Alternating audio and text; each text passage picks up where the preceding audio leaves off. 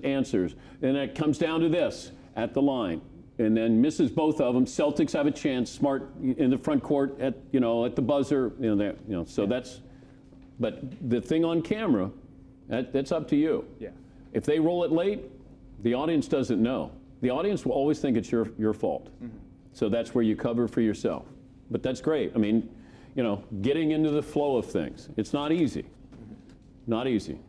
So that's why we talk about the difference between, am I storytelling or am I doing the play-by-play? Yeah. This highlight's a great example.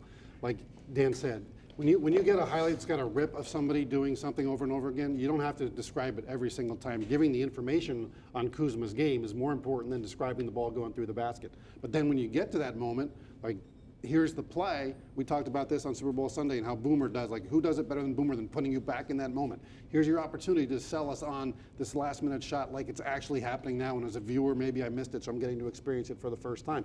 That's the juggling act of the storytelling and the play-by-play part of the job. And you put in Kuzma where he was drafted is good. To remind people that he was a late first-round pick. Yeah. So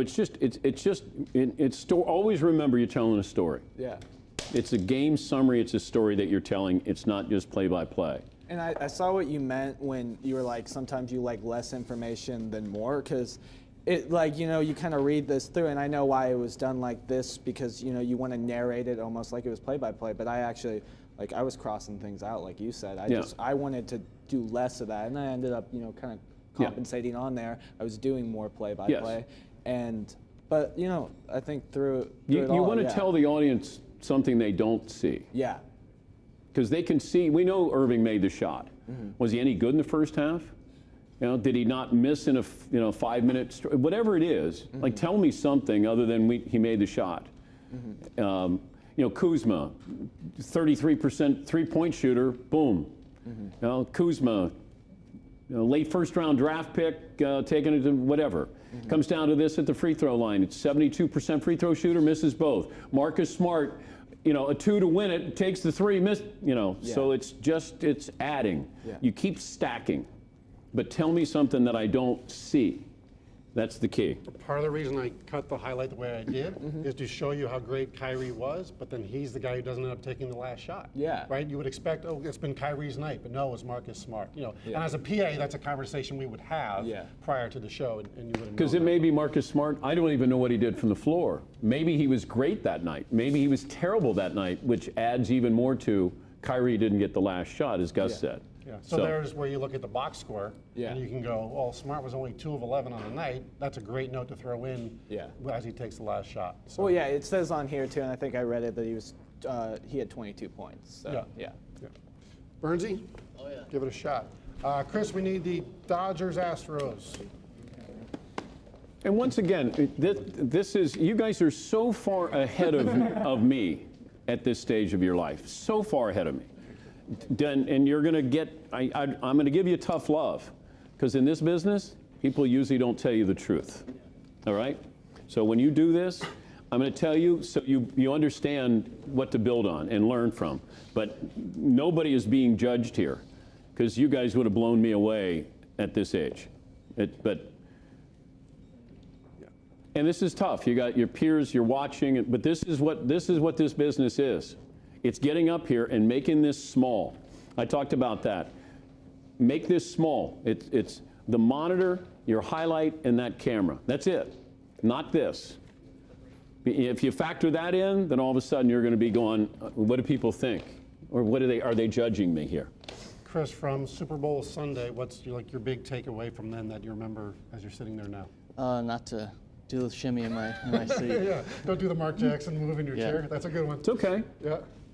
All right, can we show them? Do I roll it first? Yes, please. So I fall off my chair.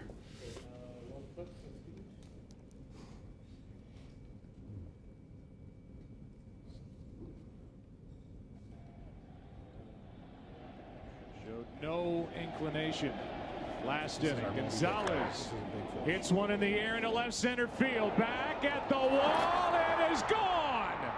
Tie game in the 9th. Marwin got 10th inning. Altuve into left center field. Back at the wall. It is gone. Jose out. And now the Astros are ahead. Here's one into left center field off the bat of Correa. Altuve and Correa go back to back. And it's 5-3.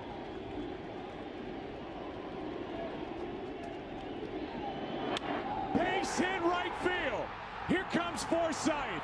Throw by Reddick is not in time. Tie game. This postseason is 2-1 to Springer. That's into right center field. Well hit. Won't be caught. It is gone for a home run. We're celebrating up the Trying to give the Dodgers a chance. They need a base runner, and here's a high fly ball into left. Back at the wall. It is gone. 7-6. And Culberson. What a game, what a battle here. Another 3-2 pitch. Struck him out, and the Astros win it 7-6. A final in 11 innings in a game that lasted over 4 hours. All right, so hey, Chris. This Chris. Let's just make it easy on Ed and everybody before you start your highlight. Let's just say, let's take a look at the highlights, and we'll make that the roll cue every time so he's not guessing when to roll it. And Chris Burns, I'll tell you beforehand, this is a long highlight, right? Silence is okay. All right, good, because I only have half the information anyway, so. You don't have both sheets? Nope. Just the one, so. Is anybody else doing this game? Okay. Sorry. That's the only one I have, yeah. Oh, you don't have page 2? You have page 2? Okay. Yeah. All right, here we go. Hopefully you write down some good stuff here so I can steal it from you. Ooh, that's still moving. Let me get the extras. But even that's an important little note of instruction, right? If you feel like there's more to than what should be here. Well, I thought we were just about to jump right into the 11th inning, so. Yeah, no, okay. All right. Are you ready? Yes.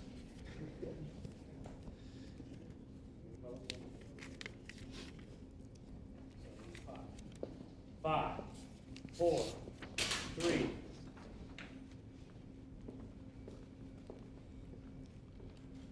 Welcome to Full Sail Sports Extra. I'm Chris Burns, and let's get straight to the highlights of Game 2 of the World Series between the Astros and Dodgers. In the 9th inning, Kenley Jansen looking to close it out, and Mauro Gonzalez smacks that one over the wall to tie the game at 3. That was Gonzalez's only hit throughout the night.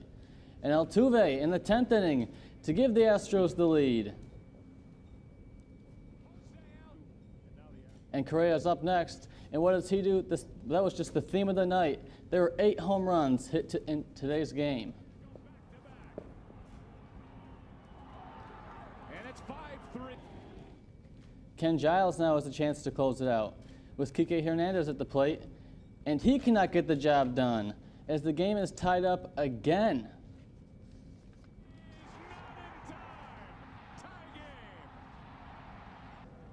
We're now into the top of the 11th inning.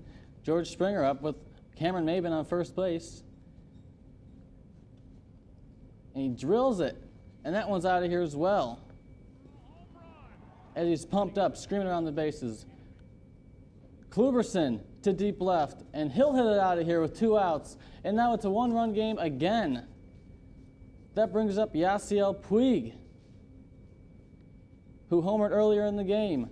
And on the 9th pitch of the at-bat, he strikes out, and the Astros tie the series at 1 apiece as they head back to Houston, where Houston has not lost all postseason. Okay, the one thing that was missing was emotion. That was one of the greatest games we've ever seen. All right. So you got to make it seem like this is really important to you. Like this is, like it's almost taking your breath away that it's so damn exciting. And, you know, I know that this is months past here and we're doing it in here, but this is when you have to prove you can do it. You can do it in the moment. Can you recreate something here? Can you make it feel like, oh my God, and it came down to this. Here's the, you know, I mean, I don't get any of that. All right. It's got to be, you know, Springer comes in, back-to-back home runs for the Astros, but and there was a little too much breathing in, or space in there. It should have been cut a little tighter, but you have to fill in those areas. Unless there's natural sound that's in there, whether you can hear Joe Buck or you can hear the crowd, you can let that play. But it's more of the emotion that you have to tap into of how important that game is, what that meant, and I didn't get that. So always be cognizant of that. And you're going to feel goofy up here. You're going to feel like, oh God, I don't want to be too, but you're still selling the highlight to the audience, not this audience, that audience. And that would be the big takeaway I would have. Yes, yelling and screaming on the base pass, we see that. No, who cares? Right. What are the important elements that you're selling, and build to those? Like, you should almost circle, like, I can't wait to get to this home run, because that gives the Astros the lead. And then Dodgers come back, so it's got to be, and you don't have to keep your voice always up here. It's when you get up here that it'll resonate with the audience. So you're going to emphasize something really big, come back down, 3-3 in the 11th, and boom. And then you come back to it. And then it comes down to this, in the 12th, and then he strikes out Yasiel Puig. Those are the kind of things. So you're writing your voice this way. Yours was sort of here. All right. You got to sell that sucker, man. Yeah, the modulation, we talked a little bit about that last time, right? You find your volume at around a 7 or 8, so you have room to go up when you want to go up, but you have room to go down too and sell the importance. And then another one for me is the play at the plate. You've already told me the guy is safe as the right fielder is picking up the ball. I have no idea if I'm seeing this for the first time. That's a play-by-play moment. Hernandez with a base hit to right. So-and-so's coming around third with a chance to tie the game. The throw, safe, and we are tied at 5. Right? You got to pick those spots of where's my play-by-play. All those home runs, you can go stats crazy there if you want to, because I gave you time with guys running around the bases or whatever. And also, if it's an afternoon game, it's one thing. That was a night game, and maybe people didn't see that play at the plate. And that was really a bang-bang play. And you said he scores when, build it up, sell it. It's show business. All right. Okay. All right, good work. Sorry about the shot sheet, by the way. Oh, it's all right. That's TV. Dean, want to give it a shot? Yeah. What are you doing? I'm doing Red Wings Flyers. Chris, Red Wings Flyers for Dean. Czech and Canadian names in there. You did the soccer last time, so. I know, I'm trying to test myself a little bit. Yeah, I like it. You gave me double football for the last read. Yeah. It felt so much easier. Good job, bud. But you guys will get a feel for it, and that's what it is. You gotta feel these highlights. I mean, I never wanted to mail in a highlight, ever, because somebody out there cares about that team, about that player, about that highlight. And you can't go, here it is. The Brewers and Indians, and here it is. You got to sell that sucker. Sometimes you got to sell that because the big games sell themselves. We would have an anchor who every once in a while would say, contractually obligated to show you the Padres and Marlins, right? Yeah. And I would say, look, like, this is our content. We're trying to encourage the viewer to keep watching. If you sell it like it's trash, no one's going to buy it. So everything has to sound important because we want the people to keep watching. Ready? Yeah, show them the Red Wings. Show them the highlight. Few teams can say they have a guy can match. Rafa will send it in. Bobrov just now getting off the ice. First shift for him. Voracek gets the puck out. McDonald, the shot, score! Attitude adjustment indeed. McDonald. Lighting of all of the catwalks up in the top, it's all red lighting. Never seen any lighting. There's a pass in front. They score! Nielsen there to sweep. Could be a field line.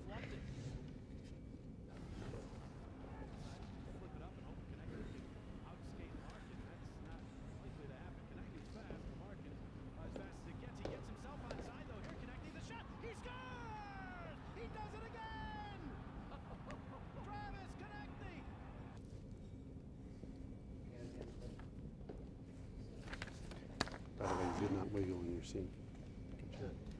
Progress. Sure, why not? I'm already sitting here, so. You guys ready? Yes. Where you at here? We'll start in 5, 4, 3,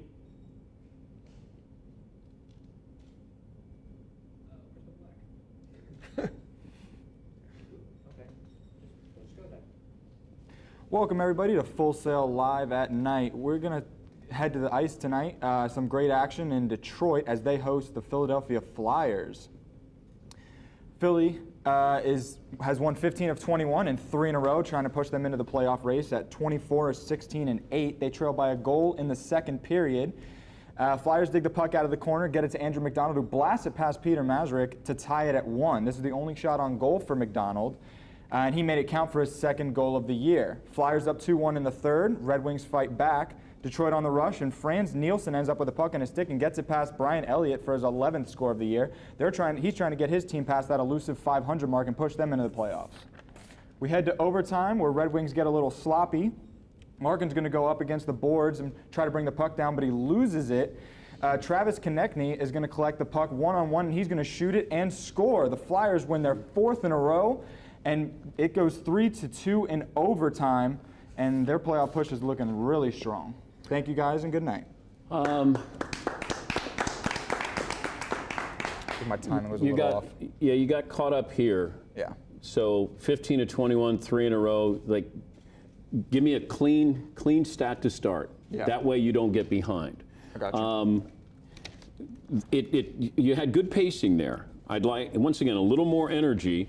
You know, this is, you know, Larkin loses it in his own zone. I mean, Yeah. like, this is a big moment here. Yeah. And then you have this, you know, once again, it's building. It's 2-1 in the third. Red Wings on the rest. You know, we're tied at 2. We went into overtime. In overtime, you know, Dylan Larkin loses, you know, side of the puck and loses, blah, blah, blah, you know, connecting, you know, then it's like, it's building. Yeah. But the pace is good. Don't get caught here. Yeah. You know, you mean well, and I always love when there's an establisher, give me some information there. A lot of times somebody will just go, Flyers and the Red Wings. Flyers and Red Wings, they met last month. With Detroit winning 3-2 or whatever, Detroit winning in overtime. Then you've set up the in overtime here with the Flyers, you know, whatever those things are. Yeah. But it's telling a story. But that was good. You had good pacing in there, a little more energy, and don't get behind, which I think you did in the beginning. Yeah, because I messed up on that 15 of 21 Yeah, part. yeah. It messed me up that whole first paragraph. But you had a stat there, and I think that's essential, and I used to drive that home at ESPN. Don't just have Packers-Cowboys. Packers-Cowboys what? We know it's Packers-Cowboys. What are you telling me? Lakers-Celtics what? Always establish something. You know, hit somebody with something right away when they get that highlight. Instead of just, hey, there's Jack Nicholson. Okay, what? Like what? What's that mean? There's Jack Nicholson. Yeah, we know that. So. Dan, how do you build your story like you're telling him to without accelerating your pace so that you're unintelligible because you're speaking too fast? But you can speak in sound bites. So you don't have to have, so you have, this shot sheet is just there as a reminder. So the Flyers up 2-1 in the third, but here comes Detroit. It's Brian Elliott for his 11th. So I take out all of that stuff. Yeah. You know, that, or Franz Nielsen. So once again, you're looking at the highlight. How does this fit the highlight? The highlight doesn't fit that always. Yeah. This has to fit the highlight, and that's where you have to edit yourself. But it's just give me the important stuff. Flyers up 2-1 in the third, and you know Franz Nielsen's going to test Brian Elliott. That's his 11th. We tie the score, and we went into overtime. In overtime, and you know, so it's just you're building up to that. But you don't have to. If you go verbatim, it'll sound verbatim. Yeah. You know, but that's where you become familiar with the team, the highlight, the sport, and you sort of kind of dance your way a little bit more in there. But if you are married to that script, it'll sound like you're married to the script. I mean, don't be afraid to be excited here. Yeah. And once again, you're not being judged here. You're being critiqued, and there's a big difference here because what you're doing now, if I show this to you in a year, you're going to cringe, but we're going to cringe together. And that's really what this is all about. And understand, you're so far ahead of where I was at this point, okay? So understand that. It's a learning process. It's not easy at all. But you did a very good job there. I was going to give you an 8, but we're not judging, so. No, we're not judging. Clay. What we got next? Baseball? Yeah. Dodgers, Astros again? So Clay on Super Bowl Sunday was the anti-shot sheet guy. He hardly looked at it and just kind of reacted to the video that was in front of him. And so we worked a little bit on there's information that still needs. It's all right. There's still information that needs to be passed on. So striking that balance Yes. of looking at the video and working off of your shot sheet. Yeah, you're going to get a feel of what you do well and what you need help on. That's all.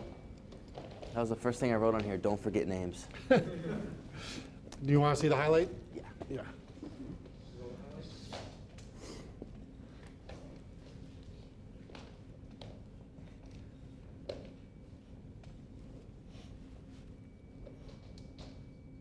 You know, as we talked about earlier, there really are two ways. You can keep watching, Clay. There are two different scenarios where you have to deal with this.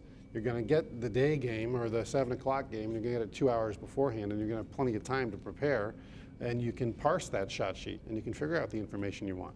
And then there's the other times where you have to rely on the shot sheet, and you have to just get to the comfort level of knowing what you're looking for, and being able to peek up and say, oh, that's Kyrie. Where's Kyrie on here? Kyrie, 33 points on and keep it simple, the smaller bites that Dan was talking about. But this is a night game. This just finished. You should be just jumping out of your shoes with this. Not an afternoon game. This is just ended. We got the highlights. They just came in, boom, and sell it that way. Because the audience is going to be like, you know, let's see what SportsCenter does with this highlight or what they show. If you're an Astros fan, you're like, oh, I got to watch SportsCenter. Or if it's local, you have to understand what your audience is ready to consume. This game was played the night before we did our launch up in New York in October. I went to bed at like 11 o'clock, I think it was bottom 8, and I woke up to a dozen tweets, oh my God, greatest baseball game ever played. And so first thing I do is turn on SportsCenter to see the highlight of it. So even though I'm watching it now almost 12 hours after it finished, it was new to me, and I needed the highlight reader to present it to me in that fashion so I could experience the excitement that everybody else did the night before. You good, bud? I'm ready. All right, knock 'em dead. You ready? All right, we're not going to go to black. We're going to start right on you. All right. Again, just an obvious, just give them an obvious roll cue. I'm ready. Here we go. In 5, 4, 3. Hello, my name is Clayton Brower, and welcome to Full Sail Sports Extra. And we had a wild one out in LA tonight. It was the Dodgers versus the Astros, so let's get right to those highlights. Dodgers are up 3-2 in the ninth. Kenley Jansen facing Marwin Gonzalez, and Gonzalez takes that one deep to left center, and that would tie the game at 3. But the homers did not stop there. Top of the 10th, Jose Altuve homers to left center off of Josh Fields, and this would bring the lead to 4-3 Houston. But next up, Carlos Correa, and what does he do? He takes that ball deep, deep, and over the wall, and that gives Houston a 5-3 lead. And if you thought it was over there, it is not. Bottom of the 10th, 5-4 Astros, and Logan Forsythe is on second base, and that ball is hit. And Logan Forsythe is rounding third, and he's going for home, and he is safe. He slides in right after the tag, and he is safe. And we are tied again now. Top of the 11th, George Springer. He is up, and that ball is hit, and it is deep, and it is over the wall, and the home runs continue. There was a record 8 home runs, and that ball is deep, and Charlie Culberson drives one, and now the game is 7-6, and this would bring up Yasiel Puig, who homered earlier in the game, and he is looking for some late inning heroics once again, and here's the pitch. And he will strike out, and the Astros will win 7-6. And this is their first World Series win in 56 seasons. Who's the right fielder who had to throw to the plate? Once again, attention to detail. Build this up. He's rounding third. Here's the throw. That's important. You're not putting me in the moment. The home runs keep coming. Okay, maybe it's written there, I think. But add a little bit more. Who was the pitcher who struck out Yasiel Puig? Build up the moment. Didn't build up the moment. Yeah. So it's all you're doing is you start here and you're laying the groundwork to get to here. This is one of the greatest games we've ever seen. It didn't sound like you thought it was one of the greatest games you had ever seen. And I don't care how many times you see it. If I did the highlight, I would sell the hell out of that thing. Yeah. Because you can't go wrong with emotion in that. Because it was crazy. It's, trying to close it out. It's 4-3 now, Houston. And then the Dodgers come back. And then, here's the hit to right field. Here's play at the plate, build it up. Yasiel Puig homered earlier. Here's the pitch, and then it's over. The Astros have finally won a World Series game. So it's keep building. You can be steady, go up, come back steady, go up, and then when you get here, man, you're hitting the high notes. You're coming out of your shoes, and that's what you're missing there. So you'll notice that there's spots in there, right? When guys are rounding the bases, a great time for information. So like Altuve, part of the reason I gave you the box score to go along with the game summary, there's a lot of story in the box scores. So all right, Altuve's got a homer. Let me see what he did. Oh, he's 1 for 6. Well, his one hit was a pretty big one. So like that's a classic Stu Scott line. He was only 1 for 6 in the night, but the one made up for all the other outs or whatever. And looking at it, every Astro home run they hit 4 from the 9th inning on, right? That's a great note. That's a big part of storytelling right there. They hit 4 bombs after the 9th inning. So the box score is just as important as the game summary for the storytelling part of it and fills those gaps. You'll be surprised, like 3 months from now we go back, we do this highlight again, and I do this with ESPN anchors all the time. Have them redo a highlight and say, find me 4 more pieces of information you can put in here. And in your heart, you're like, there's no room. Like this highlight's fine. There's so much room in highlights. More often than not, there's always more room for information. Stewart's the only guy, whoever I felt like, whoa, slow down, like it's overkill. Everybody else, I always felt like they could have given me more. All right? Good job. Who's next? Tyler? What do you got? Celtics, Lakers, Chris, for Tyler.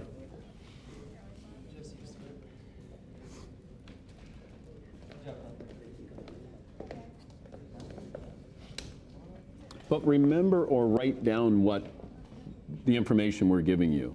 Just so, Gus said I don't have to tell you guys something twice, but just remember little things like what didn't I do? Pens back. And then also remember of what did you do well? Because it's not all about beating you down and all the negatives. It's about building on this. But if you don't know the positives and the negatives, then you're going to be back to square one. One of the things we told you guys on Super Bowl Sunday, right, is like just find one thing you take away, right? Because you're here for a long time. We can build these blocks together, so one piece of information at a time, and you remember that the next time.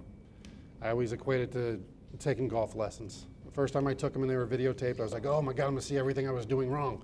But when the guys showed me what I was doing right, it was like, oh great, I don't have to worry about that anymore. So once you know I'm good at this, you can check that off, and it's one less thing to worry about, makes the job easier. And Dan's seen me play, there's a lot to worry about. But just remember enthusiasm, the establishing shot as we talked about, it's getting into the highlight. Chris, you can roll the highlight for me. Yeah, go ahead. Let him look at it. You're still lying. Done with your Yep.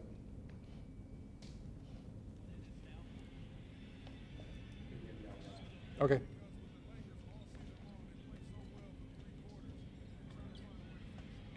And then now imagine, by the way, that you've got 12 other highlights that you have to do on any given night, or you're working in local and you've got your Sunday Sports Extra. They give you the 20 minutes of the high school football games. You got no information on those, right? There's no stats for high school football games unless someone at the game is calling you and telling you, yeah, Charlie threw for 300 yards. So how do you offset a lack of knowledge? Enthusiasm. Because the mom and dad and the kid who are home watching their highlights need to feel like it's as important to you as it is to them. So you have to sell those highlights as well as you'll sell a Lakers Celtics highlight.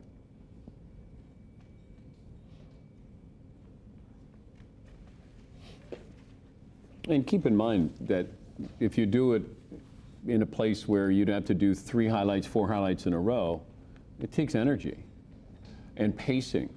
And so if I bounced out of that Astros highlight and all of a sudden I'm on camera leading into Celtics Lakers, I got to bring back that everything right back into it. Like you get in a zone there and you stay in that zone for the entire show. But that I always found was difficult, is maintaining that energy and that excitement for these highlights. It's funny, when I produced the 11, I always gave Dan and Keith 3 or 4 highlights in a row because I felt they liked to get into that rhythm and not just do one and then have the other guy go in ping pong. But the offset was, all right, so what do I have them doing coming out of that? It's also how Jumanji was born. My little favorite side story is Craig Kilborn and Larry Beal were doing SportsCenter, and we were waiting for a basketball game to end before we came on, and a commercial for Jumanji came on. And I said, when do you guys use that as a catchphrase? Craig said, that's the stupidest thing I've ever heard. And Larry's like, I love it. But Craig had the first 4 highlights in the show, and they were all basketball. So just to make Larry mad, Craig used Jumanji in every highlight. And then, decided it was the greatest catchphrase ever, and, the rest was history. But because I did 3 or 4 highlights in a row, he had an opportunity to basically steal it away from with authority. So, all right, you ready? Yeah. Knock him dead. Here we go in 5, 4, 3. Hi, welcome to Full Sail Live. I'm Tyler Bronski. Thanks for joining us. We're talking NBA basketball tonight. The famous sports rivalry continuing in LA. First place Celtics taking on the LA Lakers. Celtics trying to break their 3-game losing streak, and they're depending on Kyrie Irving, MVP all season for them. He had the hot hand tonight. 33 points in this one. Razzle-dazzle and showing off the footwork against the young Lakers. Swings it through and nails that 3. Had 4 threes in the game, but the Lakers had the hot hand in Kyle Kuzma, young rookie, and they're depending a lot on the rookies. 10 to 17 from the field for him, and he was doing it all from the field. Takes that drive right there and sweep behind the back pass to Larry Nance Jr. in Kuzma. They trust. Free throws though been a problem for the Lakers all year. Celtics down by 1 coming down. Marcus Smart already with 22 points in the game and can't get that one to fall. Tough one for the Celtics in this one as they drop their 4th, and the Lakers win their 3rd straight, 6th straight win at the Staples Center for them. Celtics will take on the Clippers on Wednesday night, while the Lakers will take on the Bulls on Friday night in Chicago. Thanks for listening.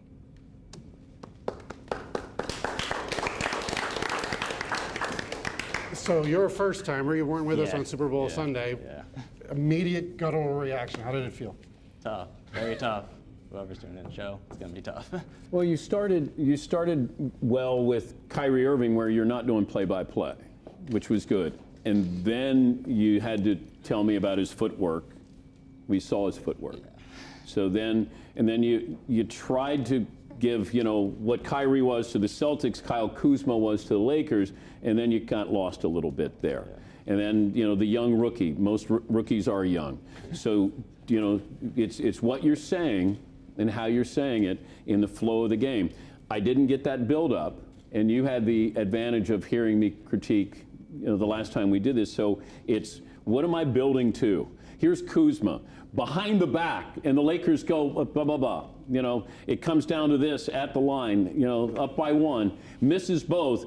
Is it Kyrie taking the last shot? It's Marcus Smart at the butt, so it's here, it's here, it's here. I'm holding your hand through the whole thing.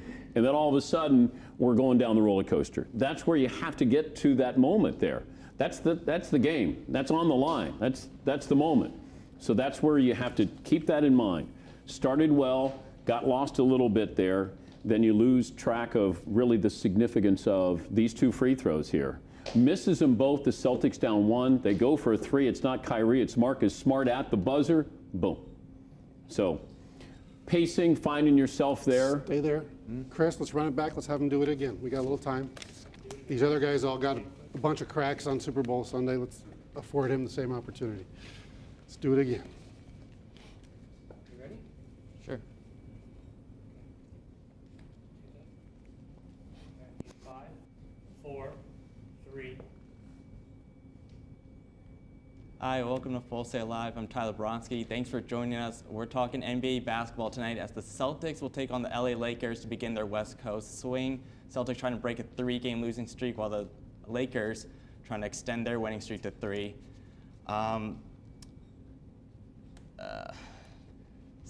Kyrie Irving leading the way for the Celtics. In this one, he's been the Celtics MVP all season for them.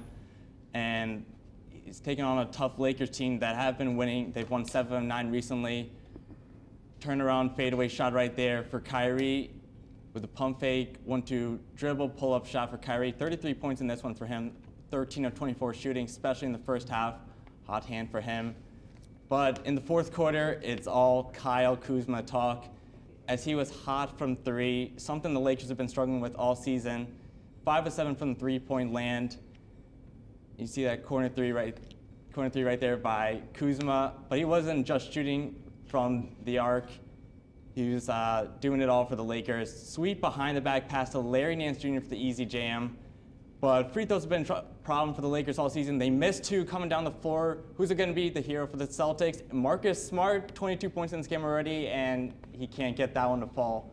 Celtics dropped this one, their 4th consecutive loss, 3 straight wins now for the Lakers. They're 6th at home at the Staples Center. And the Celtics will stay at the Staples Center playing Wednesday night against the Clippers, while the Lakers will be on the road against the Chicago Bulls on Friday night. Thanks for listening, and have a good night.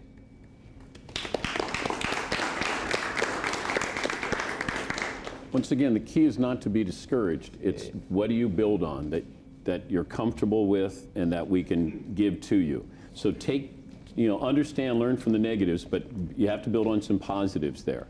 You got back to doing play-by-play. I think it's overwritten for you. I think you would probably need to find bullet points instead of kind of, what do you want to say about Kyle Kuzma? Yeah. We see him from behind the arc. Okay, they've had problems with their free throws, or they've had problems with their three-point shooting. What does that mean? They shoot a league low, 28% from 3, but Kuzma had 5 in the game. Kuzma also had 7 assists, including this one to Larry Nance Jr. Came down to this at the line. They missed both free throws. It's not Kyrie, with the final shot. It's Marcus Smart at the buzzer. So all it is just you're telling a story. Don't get caught up in I got to do it. Each word. But it's more of a feel that you're going to have. But look, this is difficult. This is really difficult, and I tell that to everybody. And trust me when I say this. In a month from now, 2 months from now, when you're doing it, you're going to feel completely different.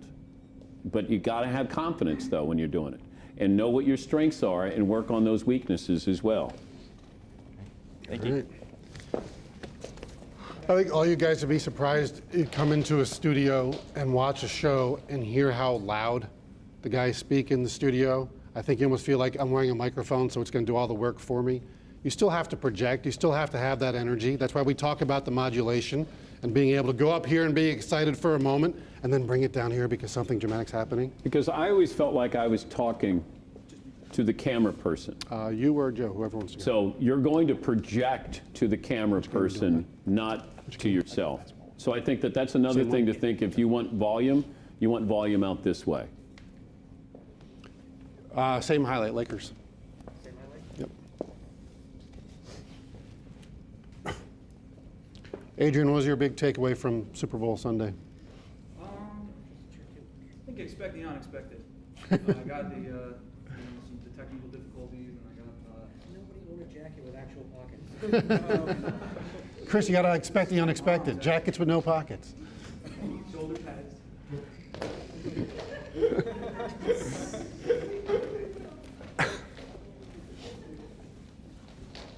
did you see the clip again? Just one time, please.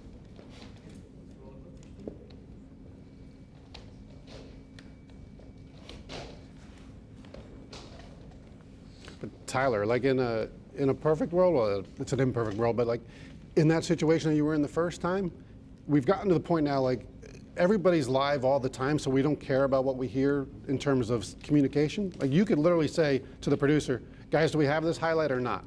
And no one's going to change the channel or turn off Yahoo or however the heck they're watching it these days. And so those forms of communication are now out in the open all the time, and you need to know. So if no one, in a perfect world, the producer's in your ear, and I'm going, stretch, highlights coming in 5 seconds, and I'm hanging Dan out to dry, but he's got that information, and he's ad-libbing his way through it. But if no one's talking to you, hey, control room, do we have this highlight? If not, what's next? That's the world we live in now. People are comfortable watching that kind of television now. It's okay.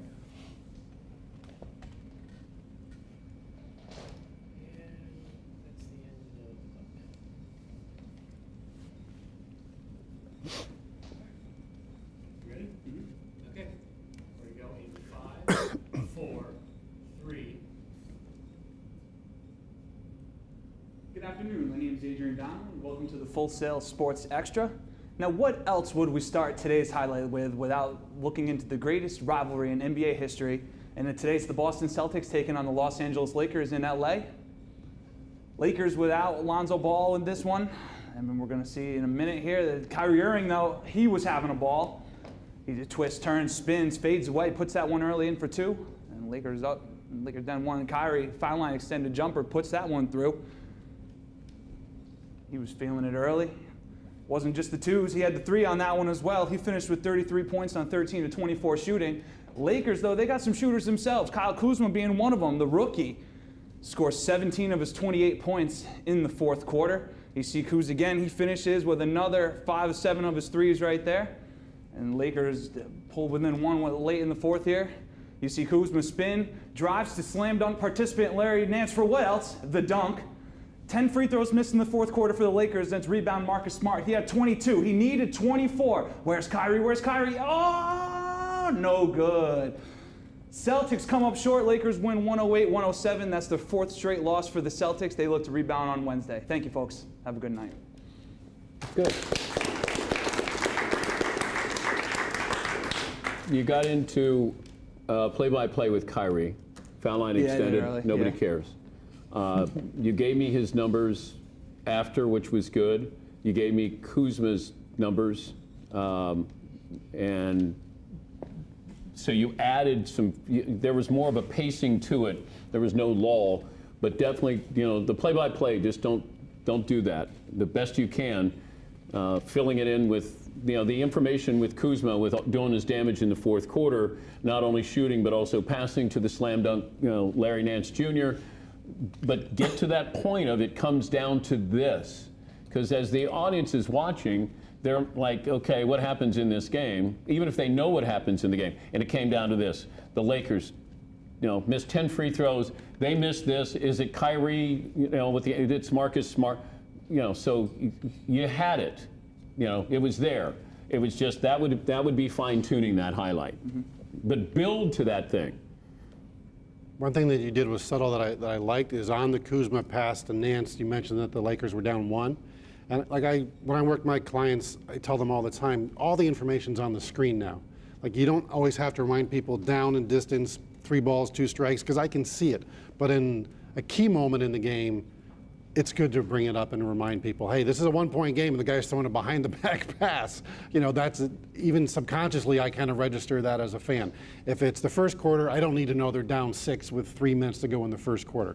But the later in the game, just reminding people that's part of the storytelling process is important, even though it is there on the screen. But you had stats there that were applicable in the moment. Like, it wasn't overwritten, it was complimentary. Your stats should just complement that highlight.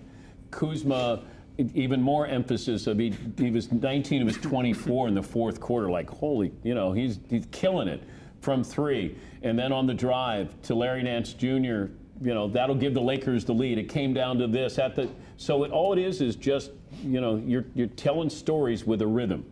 And that was the best use of complementing a highlight without getting in front of a highlight or, interrupting the highlight.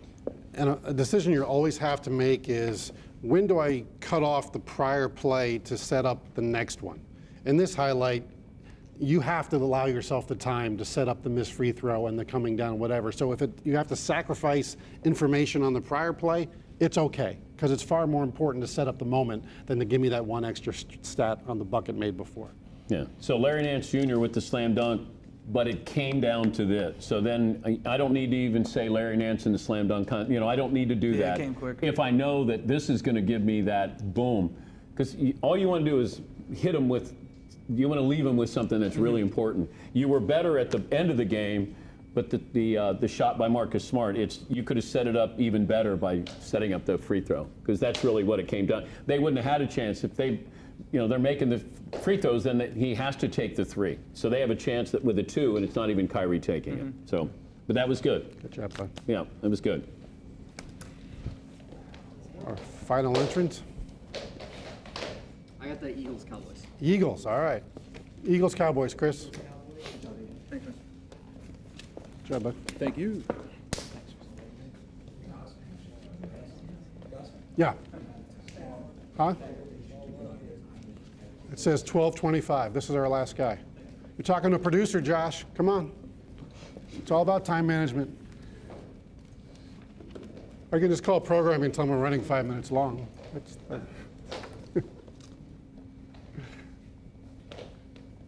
Play it for him real quick, Chris. I just know that the talent gets sensitive about schedules. They want to know where they're going. So. Yep.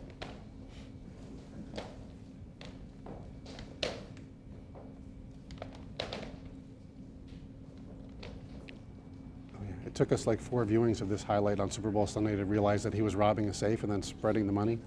I thought he was like Santa Claus, like picking things out of the bag. No, I got the lock. Yeah. I didn't know that he was. I didn't catch the safe the first part around.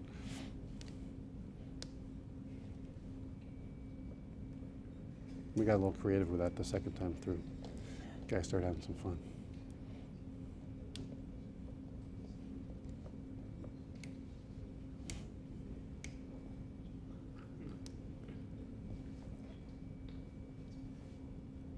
That's just pad there, Joe. You don't need to address all that stuff. Yep. Shortly after the guy goes in the end zone, you can wrap it up. Cool. Easy enough. Great. Yeah, why not, right? Okay, here we go. In 5, 4, 3.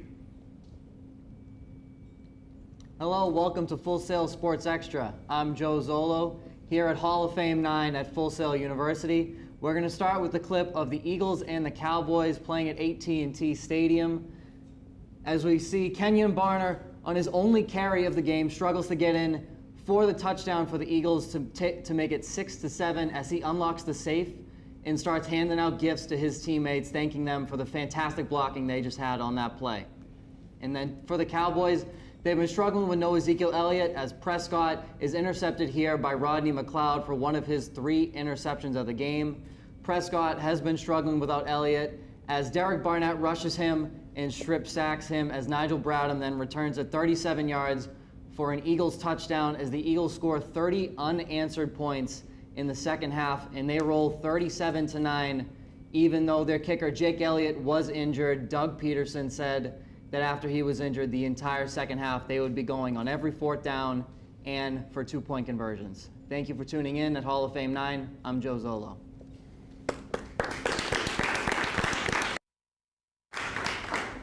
Give me, you said 6-7 instead of 7-6. Yeah. It felt like nothing flowed in there. You didn't tell me who had the great block that allowed for the fumble return for the touchdown. Okay. Without that block, he doesn't score that touchdown. So On the fumble. Okay. Yeah. Okay. So it's little things, but little things are. I immediately wanted to know who that block was. Who made the block. It may seem like why are we mentioning those things? But the little things, attention to detail is so important with highlights. Because you may see something where the audience doesn't know that, or you're going to let them in on. By the way, if you're curious about the touchdown celebration, he is breaking into a safe and giving money to his teammates. Like whatever, because we don't know what it is. The block, Dak Prescott has struggled. I don't know what that means. He struggled without Ezekiel Elliott. So struggled how? Is there a stat that you can put in there? Kenyon Barner, it's his only run of the day. That could have been the thing. That's how you started it out. Eagles, Cowboys, AT&T Stadium. Kenyon Barner, 1 carry on the day, and it's good enough to give the Eagles a 7-6 lead. Then you go back to Dak Prescott without Ezekiel Elliott. He struggled. He was 19 of 42 on the day, one of the 3 picks on the afternoon. He also turned it over here with his strip sack. Watch the block here. Touchdown. Eagles win at 35-9. So it's just you're taking thread and just like sewing the whole thing together. Okay. And it didn't feel like that. It was a little bit more disjointed. Like chunky? Yes. Okay. But it's just it's a flow that you have. One carry, touchdown. By the way, if you're curious about the end zone celebration, he's robbing a safe and giving money to his teammates. Speaking of giving to whatever, the opposition or whatever it is. And here's the interception by Dak Prescott. He struggled without Ezekiel Elliott, 19 of 42, picked off 3 times. Also turned the ball over here. Great block here by Chris Long, allows for the touchdown. Eagles win at 35-9. in doubt. So it's just more of a flow that you get to it. Okay. So. One thing you did that I loved is putting in the quote at the end, right? Quotes are a great part of the storytelling. Like for the Astros Dodgers, that game story, there's a gazillion great quotes in there by the people who played the game. Now, a lot of times you're going to have sound bites from people anyway, but you're telling a story. So what better thing than to hear from the guys who played the game? So when George Springer says, that's the most intense game I've ever played in, there's a spot in the highlight that you can use that quote. And it doesn't always have to be about the stats with the storytelling. Yeah, the Peterson quote that we were going for it on 4th down because, Jake Elliott was injured. If you had a quote, as Gus said, in the Dodgers-Astros game where, Springer said, I couldn't see the ball very well, but, I still hit a couple, like whatever it is, you can insert that in there because the game's already finished and you have thoughts that go into it that accentuate the highlight. If you said, if there was a moment where they go it on 4th and 1, which I would have put in the highlight if Jake Elliott was out for the entire game, hey, the Eagles went for it on 4th down, but then they went for 4th down because Jake Elliott was out of the game. That could be added to the highlight. But that's a great quote to have. It wasn't a close game, but had it been a close game, that quote stands out even more. So that's good to incorporate that. Thank you. Good job, bud. Awesome. Thanks, guys. All right. Well, that about wraps it up. Thank you all for coming out. Big thanks to Dan for being here today. Thank you, man.